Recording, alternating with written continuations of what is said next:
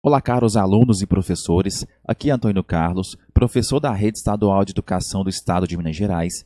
E nesse vídeo eu vou comentar os conteúdos apresentados no volume 3 do Plano de Estudo Tutorado para a terceira semana do 8º ano do Ensino Fundamental.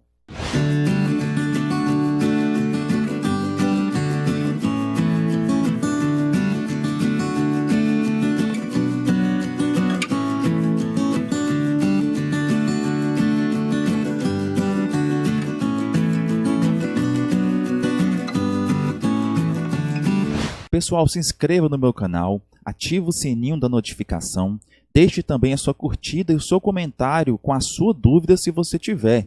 Isso ajuda muito no crescimento do canal e também me dá motivação para continuar produzindo conteúdos como esse para vocês. Vou pedir também para você compartilhar esse vídeo com seus colegas, para que possamos levar essas informações ao máximo de estudantes em Minas Gerais. E assim eles conseguirão entregar as atividades para seus professores e garantirão a sua aprovação. Para essa terceira semana, a unidade temática a ser estudada, conexões e escalas. O objeto de conhecimento, corporações e organismos internacionais e do Brasil na ordem econômica mundial. Dentre as habilidades que vocês irão conseguir concretizar com esta aula, está analisar a situação do Brasil e de outros países da América Latina e da África, assim como da potência estadunidense na ordem mundial do pós-guerra, nova ordem mundial globalizada. Os conteúdos relacionados a esta aula são globalização, nova ordem mundial, o meio técnico científico informacional e os continentes americano e africano. Também identidades e interculturalidades regionais, Estados Unidos, América Espanhola, Portuguesa e África. E por fim, leitura, interpretação e elaboração de representações cartográficas, mapas, anamorfoses, croquis, entre outros. E só lembrando que nós temos aí algumas habilidades interdisciplinares, com componente curricular da História. Bom, a aula de hoje vai ser sobre a economia globalizada, regionalização por blocos econômicos e países do Norte e Sul. Com esta aula, aluno, você vai conhecer dois importantes processos da economia globalizada. Primeiro, a regionalização por blocos econômicos, e segundo, a regionalização por países do Norte e países do Sul. Então, vamos aos conceitos principais relacionados a esse tema, regionalização por blocos econômicos. Bem, um dos aspectos da economia globalizada é a diminuição ou eliminação das barreiras alfandegárias. O que são barreiras alfandegárias?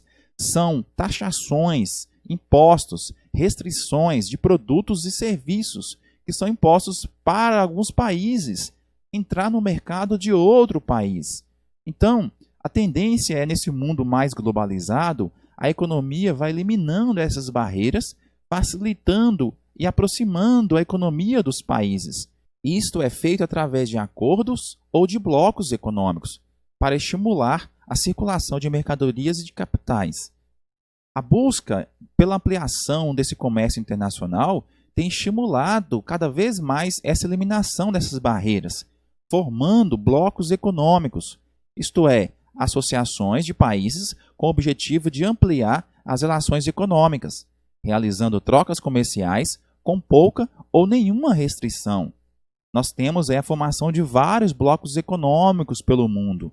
Nós temos o NAFTA, que é o Acordo de Livre Comércio da América do Norte. Nós temos o Mercosul, Mercado Comum do Sul. Nós temos CAN, Comunidade Andina, e CARICOM, Comunidade do Caribe. Na Europa, nós temos a União Europeia. Na África, SADC, a Comunidade de Desenvolvimento da África Austral. Na Ásia, nós temos a ASEAN, Associação dos Países do Sudeste Asiático. Existem também outros blocos transcontinentais, no caso da APEC, que é a Cooperação Econômica Ásia-Pacífico, que reúne países da América, Ásia e Oceania. Uma outra divisão mundial também relacionada à economia dos países é a divisão dos países do Norte e do Sul, que tem acirrado mediante o fim das disputas ideológicas lá no período da Guerra Fria, onde nós tínhamos o bloco capitalista e o bloco socialista. Agora nós temos outra divisão. Essa divisão se refere aos países do Norte, países considerados ricos ou desenvolvidos, e países do Sul, considerados pobres ou subdesenvolvidos. Os países do Norte e do Sul é uma definição levando em consideração os critérios sociais e econômicos. Não devemos confundir com a linha de divisão dos hemisférios Norte e hemisfério Sul, que é a linha do Equador. Essa divisão ela é proposta mediante então a localização dos países ricos desenvolvidos mais ao norte. Mas nós temos, por exemplo, da Oceania, da Austrália, que está no hemisfério sul, de acordo com a divisão dos hemisférios, mas pertence ao grupo de países do norte.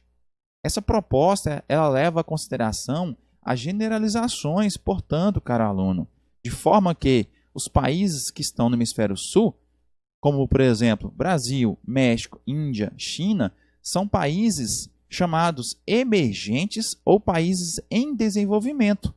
Em linhas gerais, eles pertencem aos países do sul, que são subdesenvolvidos, mas têm um grau de desenvolvimento superior a outros países, como por exemplo alguns países do continente africano.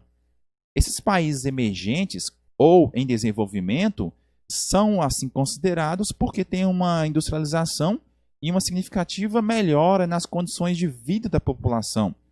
Também têm melhores indicadores econômicos. Por isso, são considerados países em desenvolvimento. E eles estão ampliando as suas participações na economia e política internacional. Caros estudantes e professores, esse foi o vídeo explicativo dos conteúdos apresentados no volume 3 do Plano de Estudo Tutorado para a terceira semana do 8º ano do ensino fundamental. Meu agradecimento por ter curtido e compartilhado esse vídeo. Meu forte abraço e meu muito obrigado.